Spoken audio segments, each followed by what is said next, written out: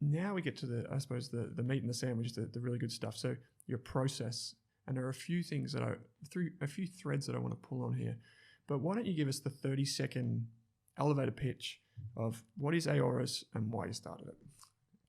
Sure. Yeah. Look, there's probably two streams there. Look, we're business owners. We want to own businesses that become progressively more valuable over time, where the risk of disappointment is low. Mm-hmm. And if we can own businesses that become more valuable over time, at or below what they're worth today, with a low probability of being wrong, we're going to deliver great outcomes, and we have so far. Mm.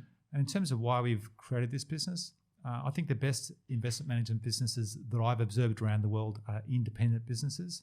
I don't think they work well inside a financial services conglomerate.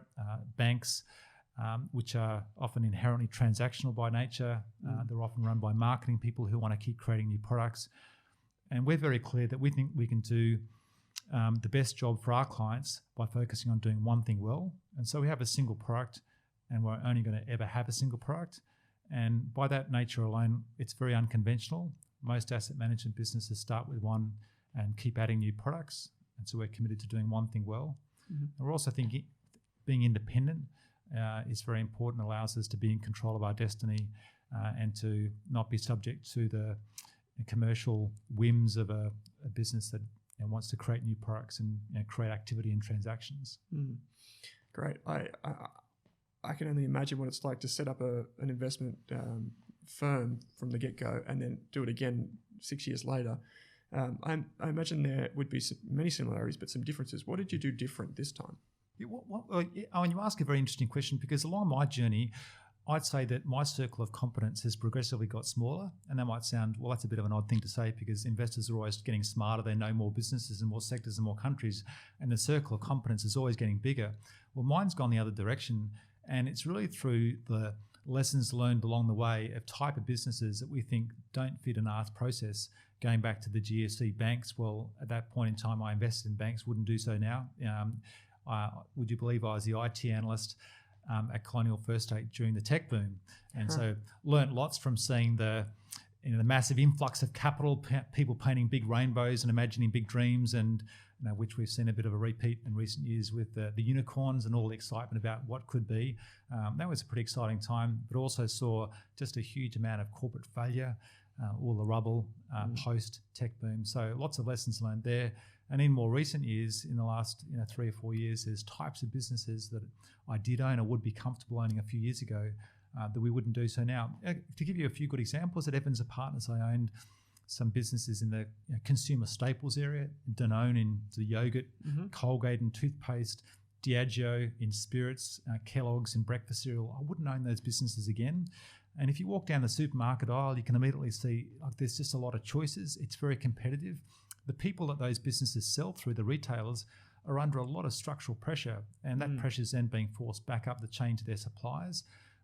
They want to pay less for breakfast cereal and toothpaste. They want to draw more foot traffic into the store through changing brands. Consumers are more educated. If the barriers to entry in those businesses are lower, it's easier to create a new brand, get distribution, outsource the manufacturing. The retailers want more of their own brand, so the amount shelf space allocated to brands is getting a little smaller. So those are types of businesses that we'd call big moats getting smaller. And we don't want to be invested in a shrinking moat. We like to find businesses who've got a large and widening moat. So that's one example of businesses where my circle of competence has got a little bit smaller, more well-defined, and trimming the sails, if you like, and we wouldn't own those businesses again. It's interesting that you say that you brought up the moat, and also I think a unique insight you have here is the change in direction. So we always talk about we want to own wide moat businesses or businesses that are competitively advantaged. But I think it was in one of your recent updates where you've said that it's the change of direction in that competitive advantage that is so important. That's right, the direction of travel, and we can sort of measure and identify that in a few different ways. Market share changes are good, and we like businesses that operate in relatively stable markets where the market share is growing, and where you get very concerned where you see the market share going the other direction. Businesses that have got pricing power, and sometimes the shrinkage of moat is reflected in the inability to put prices up.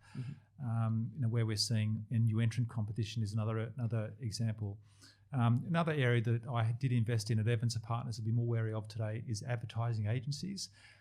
Again, 5 or 10 years ago, you'd say these are formidable businesses, employ lots of creative people. Scale really matters in the volume of media buying. But what you're seeing progressively in recent years is some of their big clients do more of their stuff themselves. The Nikes and Apples are very sophisticated, do some of that stuff themselves. The ability of small groups of creative people to enter that industry and chip away at the market shares of the dominant players. And also the likes of Accenture, who we do own in the portfolio, have created a formidable position in digital advertising and communication.